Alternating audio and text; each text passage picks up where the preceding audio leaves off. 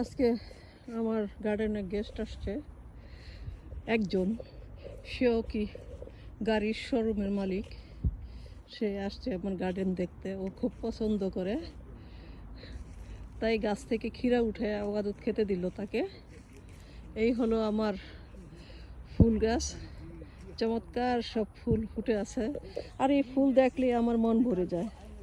আমার আর কিচ্ছু লাগে না, আমি সারা দিন গার্ডেনে থাকতে পারি এই ফুলের জন্য।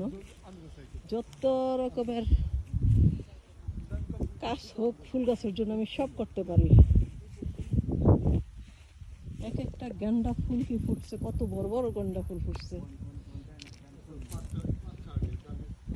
গোলাপ কিছুটা শেষ হয়ে গেছে, ডাল কেটে দেওয়া হয়েছে, আবারও হবে।